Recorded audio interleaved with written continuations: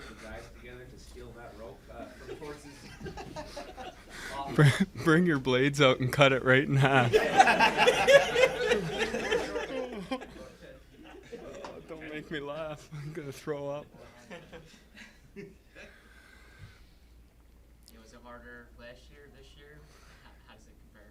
Well, there's 2 more this year, so a little bit harder, but done now, and I think it brings all the boys together. I think the anxiety leading up to it with everyone talking about it, but I think it definitely brings the guys together, and I don't think any other team in the league does it like this, and try and get the edge when you can, and I think there's a method to what Torts does here, and definitely brings us together. Sean said he didn't really know what to expect. Did he ask you for any advice on what to look I didn't have much advice for him.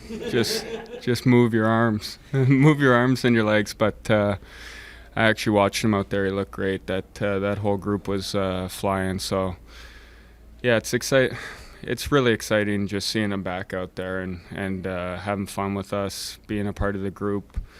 I think it weighs on you mentally throughout the last couple of years of not being around the guys, and to be able to do this with us and get through it. He looked great. You had Tyson Forrester breathing down your neck for a lot of that. Was he pressuring you to go faster, or it seemed like he was laughing somehow?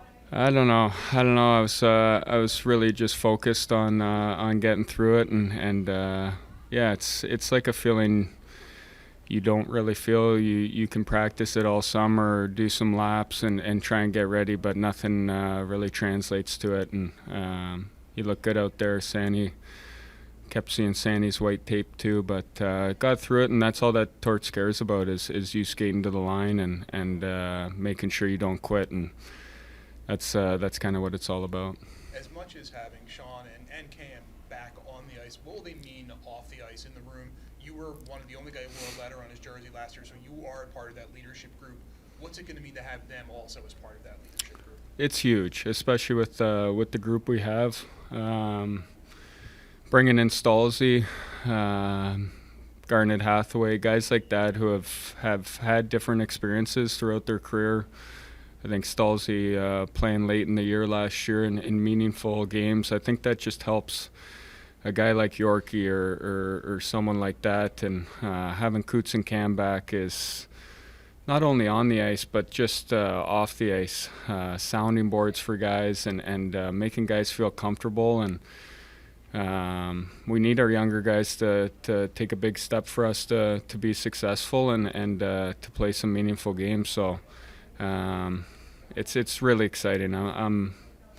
I'm thrilled to have those guys back and just to be a part of the group and kind of build that at the start of camp. Speaking about Coots, obviously he's been your teammate for years, but he's also your friend, and I'm sure you've helped him through the frustration of missing a year and a half. I guess how good does it feel for you to see him out there and on the verge of getting back in NHL games again? Yeah, it's huge. I think our wives are pretty good friends, been together for a while. His daughter's the best, and we spent a lot of time together last year with dinners and hanging out at each other's houses. So it's huge. It's I've said it before earlier on, but you go into different cities and you're looking for a matchup for top lines and things like that. Coots is a calming presence out there, and I think that's kind of been lost, obviously, with him missing the last 2 years, but he just kind of settles down the game, takes big face-offs, and just an overall good player. So, yeah, I'm like I said, I'm thrilled to have those guys back. It's going to be a lot different. When you look at your forward group as a whole, look at the guys who are coming back, young guys who took a step last year, maybe could take a next step this year, guys that are pushing to make an impact this year. Do you think the Flyers forward group is kind of underrated by the outside? Yes, I do. But I kind of like that, I guess. Keep it like that, and you have guys like Tipper, who I think kind of was just just starting to reach what he could do out there last year. His speed, the way he can get breakaways from his own zone. Frosty, Catesy, these guys that took a step that it takes you a while to get comfortable in this league, and we're going to need them. We're going to need them throughout a whole year and to take another step, but they look great out here. We've been here for a while now together, done a couple team bonding things throughout the summer. So just to build that camaraderie and have us going into the season feeling good with each other.